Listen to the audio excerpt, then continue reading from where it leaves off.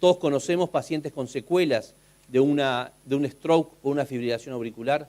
Todos conocemos pacientes con un síndrome postrombótico que genera un gran impedimento funcional. Y todos conocemos pacientes con una hipertensión pulmonar después de embolias pulmonares. Lo más importante es que muchas veces estos accidentes son prevenibles. O sea que las causas determinantes las conocemos, sean trombofilias genéticas o trombofilias adquiridas, o estados trombofílicos puntuales vinculados a una cirugía, a una enfermedad o a un reposo. Y además, casi todos estos accidentes trombóticos se dan en el contexto de la asistencia médica. Son pacientes que están en control en policlínica por una fibrilación auricular, son pacientes que se realizaron una cirugía de cadera, son pacientes que están internados con un cáncer y se les coloca una vía venosa central, son pacientes obesos, fumadores, siempre están en el contexto del ámbito médico. Y la gran mayoría de las trombosis se dan en pacientes internados, fundamentalmente las trombosis venosas.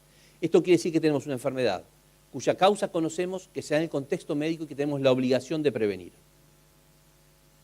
Las drogas que utilizamos, sea para su prevención o tratamiento, son los anticoagulantes.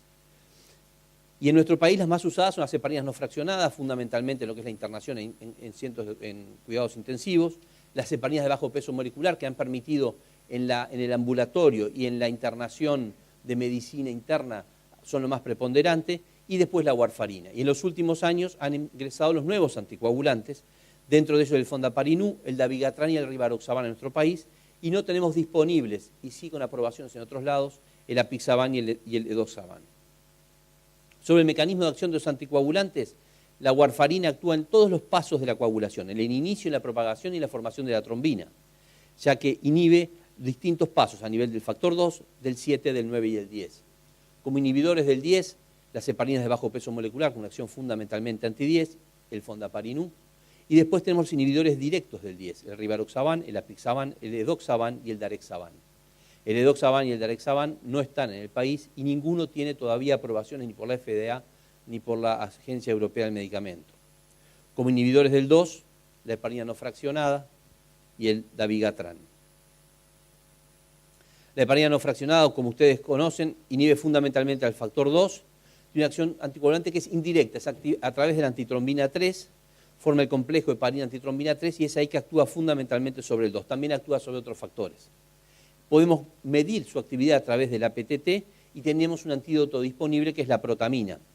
Tenemos dos formas, la heparina sódica y la heparina cálcica. Las heparinas de bajo peso molecular, por despolimerización de las heparinas, tiene una inhibición fundamentalmente anti-10. En nuestro país tenemos dos, la enoxaparina y la anadroparina, y tiene una actividad anticoagulante que es previsible y está relacionada con el peso y no requiere monitorización de laboratorio. No tenemos un antídoto. La protamina no se considera un antídoto de la heparina de bajo peso molecular. Tenemos que recordar que en personas con alto peso o con alta masa corporal, su acción anticoagulante debe ser medida por actividad anti-10, ya que no es previsible vinculada al peso. Y cuando un CLIN es menor de 30, debe ser controlada también con anti-10 porque no es previsible su acción. Se discute si en pacientes que tienen un CLIN es menor de 30, la dosis de profilaxis es 40 o habría que bajar de repente a 30 miligramos día. Sobre la warfarina, como ustedes saben, inhibe la carboxilación de los factores K dependientes, se une a la albúmina y solamente su fracción libre es activa. Tiene un estrecho margen de acción terapéutica y eso lleva a que más o menos en todos los trabajos en que se usa la warfarina como rama de comparación, el tiempo del rango terapéutico es aproximadamente el 60%. O sea que en el 40% del tiempo los pacientes no están con anticoagulación adecuada. Tiene múltiples interacciones dietéticas y medicamentosas que ustedes conocen y además tiene lo que se llaman las interacciones genéticas, que hace que pacientes requieran 2 miligramos de warfarina y otros requieran de repente 20 miligramos de warfarina para lograr el mismo efecto. Como mencionamos, la warfarina lo que hace es inhibe la epóxido reductasa, impidiendo el pasaje de vitamina K a hidroquinona, que es quien junto con la gamma-glutamil carboxilasa favorece la carboxilación de los factores 2, 7, 9, 10 y de las proteínas S y C. Esto es importante porque cuando nosotros utilizamos la warfarina no solo generamos un descenso de los factores de coagulación, sino que generamos primero un descenso de factores anticoagulantes fisiológicos, proteína S y C, y eso puede llevar a un accidente trombótico si iniciamos directamente con warfarina, sin tener un pasaje previo, un bridging con algún tipo de heparina. Sobre las interacciones farmacológicas de la warfarina, esto es un tercio, ustedes si logran verlo va desde la A hasta la D. Y todas son interacciones importantes con riesgo C o D. El fondaparinú es un pentasacárido inhibidor indirecto del factor 10. Todos los que vimos hasta acá son inhibidores indirectos. Es más potente que las heparinas de bajo peso molecular. Tiene una vida media de 17 a 21 horas. Tiene una eliminación renal y no se debe usar cuando hay una insuficiencia renal severa. Tiene una dosis de profilaxis y terapéutica fija y conocida. Y la protamina no sirve como antídoto, sino que debe usarse factor 7 activado. Tiene aprobaciones por la FDA y por la Agencia Europea del Medicamento, por la FDA para la prevención del accidente tromboembólico en cirugía de cadera y rodilla, y para el tratamiento de trombosis venosa superficial profunda y embolia pulmón. Y por la Agencia Europea del Medicamento tiene las mismas aprobaciones y también para la angina inestable. En los últimos años empezamos con los inhibidores directos del factor 2, el dabigatran, que es un inhibidor directo tanto de la trombina libre como de la unida al trombo. Es una inhibición específica, competitiva y reversible. Se administra por vía oral y por acciones de estearasas plasmáticas, la prodroga se convierte en dabigatran. No es metabolizado por el citocromo P450, lo cual hace que tenga mucho menos interacciones medicamentosas. Recordar siempre que la amiodarona aumenta su concentración y es discutible cuánto aumenta la concentración. Hay quien dice que por 12 veces y hay quien dice por 100 veces. Los alimentos no interfieren, un 120% o un 200%. Los alimentos no interfieren con su biodisponibilidad y de hecho se toma con alimentos. Tiene un pico de concentración rápido a las 2-4 horas, o sea que a las 2 o 4 horas que lo damos ya está actuando. Esto debe conocerse para cuando vamos a utilizar cambio de droga. Por ejemplo, pasamos de heparina bajo peso molecular, tenemos que conocer cuál es el pico de acción para poder cuándo lo instalamos si estamos haciendo otro tipo de anticoagulante. Tiene una vida media de aproximadamente de 12 horas. Esto varía si hay insuficiencia renal, varía con la edad y tenemos que conocer la vida media para poder saber cómo interrumpimos la droga para una cirugía o cuánto tiempo tenemos que esperar después que interrumpimos la droga para realizar cualquier acto invasivo. Se excreta en el 85% sin metabolizar por la orina y en los añosos aumenta mucho su biodisponibilidad. Su mecanismo de acción es inhibiendo la trombina y de esa manera inhibe la formación de fibrina y a su vez a través de la trombina inhibe la agregación plaquetaria, el factor 5, al 8, al 11 y al 13.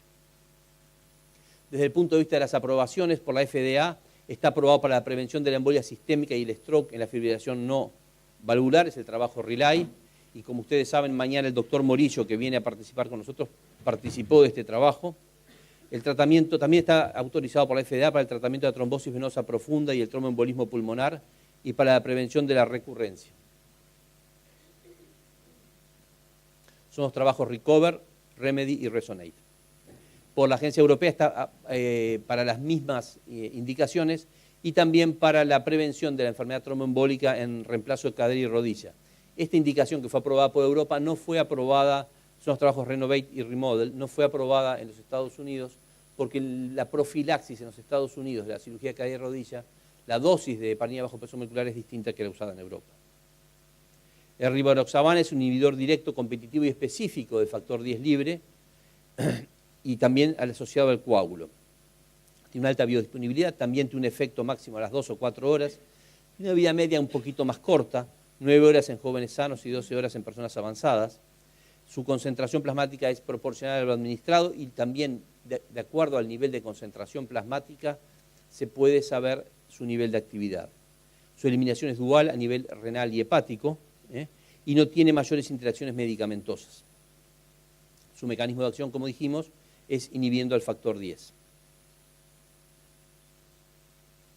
Las aprobaciones que tiene son, tanto en Europa como en los Estados Unidos, están autorizados para la prevención de la trombosis en reemplazo de cadera y rodilla, los estudios récord 1 a 3 en Europa y el récord 4 en los Estados Unidos. El doctor Bittelman participó de estos trabajos. Para la prevención de la embolia sistémica y stroke en fibrilación auricular, los trabajos ROCKET.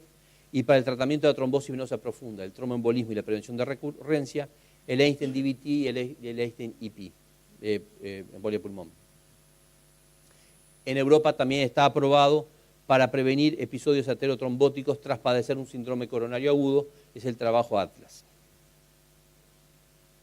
Estas son algunas interacciones que quería recordar, no sé si se ve mucho, pero fundamentalmente lo que es el verapamil para el dabigatran y para el edoxaban, lo que es la midazolam para el dabigatran, y también lo que son los azoles que utilizamos para el tratamiento de las enfermedades micóticas. El apixaban es una droga que tiene múltiples autorizaciones a nivel internacional como anticoagulante, es un anti-10 directo y específico. En nuestro país todavía no está disponible, tiene una vida media de 8 a 15 horas y una actividad máxima de 3 horas. Vieron que son todos más o menos similares, entre las 2 y 4 horas están actuando y entre las 8 y 12 horas es la eliminación. Su eliminación es dual, renal y hepática, se une a proteínas plasmáticas, por lo cual no es dializable, al contrario del dabigatran, que sí es dializable. No se recomienda usar con clínicos menores de 15 y no tiene tampoco antídoto específico. Las aprobaciones que tiene son, tanto en Europa como en Estados Unidos, la prevención de la embolia sistémica y el stroke por fibrilación auricular, la prevención de la enfermedad tromboembólica en cirugía de cadera y rodilla y el tratamiento de trombosis venosa profunda, el TEP, y la prevención de su recurrencia en las dos agencias. Hay otros inhibidores directos del factor 10, el edoxaban, con estudios STARS, JB, Engage y Hokusaki, que son en cadera y rodilla, en fibrilación auricular y en trombosis venosa. El edoxaban solo tiene aprobación en Japón. Y el darexaban, que viene un poco más atrás, con el estudio Onyx en cadera y rodilla y el estudio Rubí en fibrilación auricular, que todavía no tiene aprobación por ninguna agencia del medicamento. Entonces traté de presentarles someramente los nuevos anticoagulantes. Recordar siempre, tenemos que conocer el tiempo de acción, la vida media para poder manejarlos e intercambiarlos con otros anticoagulantes, y tenemos que saber cuáles son las aprobaciones que tienen por las agencias internacionales del medicamento.